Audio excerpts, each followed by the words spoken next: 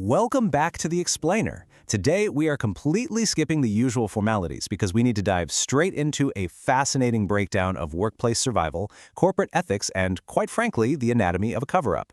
We're dissecting the incredibly tense events of episode 33 of Office Drama Stories, which is, honestly, a masterclass in how toxic systems operate. Now, if you've ever felt like your workplace operates in the shadows, or maybe you felt that simply finding the truth is somehow a punishable offense, well, you're absolutely going to want to pay close attention today. Let me ask you a question, and I want you to really think about it. Have you ever been asked to apologize for being right? Think about it.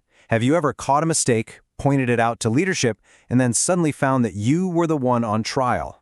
This right here is the core dilemma our protagonist, Maya Bennett, faces. It's a deeply uncomfortable situation, but let's be real, it's one that so many professionals encounter. It's that moment where pointing out a factual flaw suddenly makes you the difficult person in the office. And this brilliantly illustrates the central theme of our explainer today. Maya writes this incredibly powerful realization in her notebook. When truth threatens power, tone becomes the trial. It's such a profound thought because it perfectly captures exactly how toxic leadership operates. You see, when they can't dispute your facts, what do? They attack how you deliver them. They use the veil of professionalism to bury undeniable evidence. So let's break down exactly how this happens, step by step. All right, jumping right into section 1, the silent financial glitch, catching the details nobody wants to see.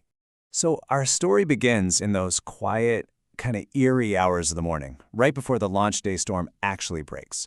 And it's always in these quiet moments that the most dangerous details usually surface, right? The details nobody actually wants to see. If we compare a standard, expected consultant fee to what Maya catches, it's wild. She spots a duplicated budget line. It has this incredibly vague vendor code, the font in the memo header is completely wrong, and crucially, there is absolutely no system notification for its creation. Look, in a corporate environment, a smoking gun doesn't look like a movie prop. It doesn't glow in the dark. It looks exactly like this. It looks like a dull gray row of data on a spreadsheet. And here's the kicker. The campaign budget line wasn't just slightly off. It was doubled. 2 times the cost. This represents concrete, massive financial stakes right before a major launch. This isn't a typo, folks. It's a quiet, calculated funneling of funds that was clearly designed to just blend in with the chaos of launch day. But Maya, to her credit, refuses to let the company's internal narrative move faster than the actual facts. She immediately goes to the IT specialist, Noah, and asks for the server logs. Now, Noah hesitates, which makes sense because IT has been explicitly warned not to overcomplicate things. But Maya's rationale is just undeniable. She tells him, a clean mistake is still a mistake. A clean pattern is something else. She knows for a fact that if she doesn't secure the data right now, the entire story will be rewritten by the time the sun comes up. Which brings us to section 2, weaponizing workplace culture, how HR speak is used as a literal shield. So when management is alerted, they don't react to the missing funds. Not at all. They react to the person who found them. We really need to define exactly what's happening here. It's called tone policing and weaponized HR speak. This is when managers use soft, seemingly professional culture terms, words like alignment, collaboration, or morale, to attack a person's attitude rather than addressing their factual evidence.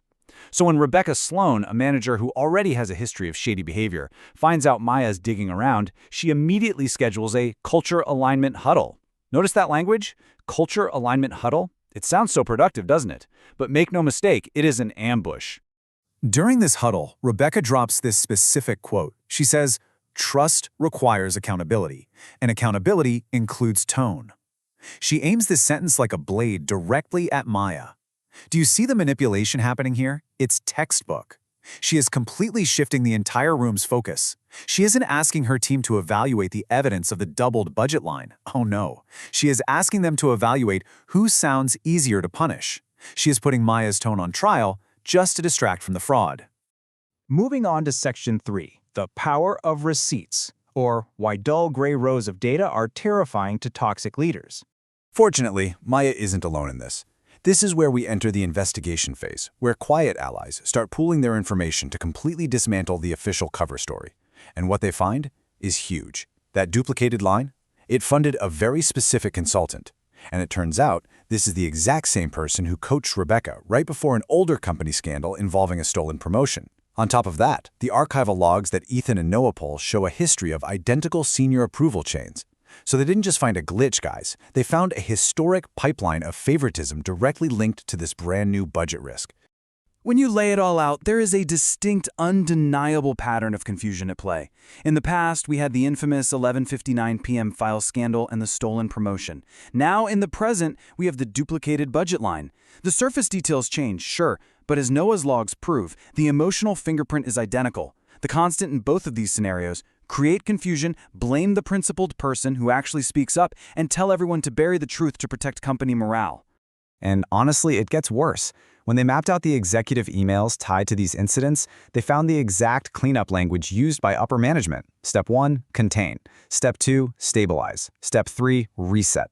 This wasn't a misunderstanding. This was the calculated, documented corporate cover-up playbook. They had a literal step-by-step method for sweeping corruption under the rug. It's wild.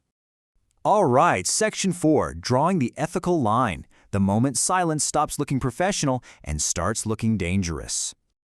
We are heading right into the climactic glass wall confrontation. This is where the entire executive team is forced into a room and silence is simply no longer an option. Everyone finally has to pick a side. Inside those glass walls, Victor, a senior executive who is busy protecting the system, just keeps arguing process. Meanwhile, Rebecca, in a final desperate attempt to control the narrative, argues perception. She looks right at them and says, "Facts do not repair trust when people use them carelessly." Think about what she's doing. She is literally arguing that presenting factual evidence of fraud is a careless act that damages trust. It is the ultimate gaslight. But then, Daniel Reed, an ethical team lead who usually plays it pretty safe, finally draws a line in the sand. He stands up and delivers this blunt rebuttal. No, facts are how trust starts repairing itself. And wow, this is the exact moment the tide turns in the room. He utterly refuses to let Rebecca make cowardice look like collaboration. He takes the conversation and centers it right back on the undeniable truth. And then Olivia, the HR partner who has just been taking quiet notes this entire time, drops the absolute final hammer on Victor's defense. Victor just keeps hiding behind company process, right? Well, Olivia looks up and says, "Process without integrity is just choreography." What an incredibly powerful realization. It strips away all the executive jargon in an instant. Think about it. If your corporate process is just being used to dance around the truth, it's nothing but a performance. Which leads us to our final section, Section 5, Real Corporate Accountability. How leadership actually fixes a broken system. So, how does this whole thing end? Well, right as the tension peaks, CEO Claire Morgan enters the room, and she doesn't offer a PR spin, she doesn't give some motivational speech, she looks at the data, and she changes the rules with immediate speed and severity. First, she orders an independent review. Second, she immediately freezes the disputed financial decision. But most importantly, she protects Maya, Daniel, Ethan, and Noah, the employees who actually provided the evidence, and she revokes system access from the executives tied to the pattern. This right here is what real systemic action looks like. She proves that reform in her company is an operational reality, not just some poster hanging on the break room wall.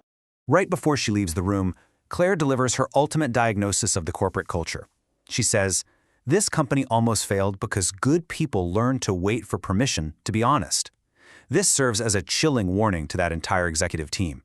Because the real threat to the business wasn't just the bad actors. It was the culture of fear that conditioned honest, hardworking employees to stay silent. As we wrap up this explainer, I really want to leave you with Maya's final realization. It's simple, but profound. A toxic office corrects the person who noticed the mistake. A healthy office corrects the mistake itself. It is a stark, provocative benchmark for all of us. So I have to ask you, looking around, which kind of office are you working in today? Think about that, and always keep your receipts. Thank you so much for joining me, and I'll see you in the next explainer.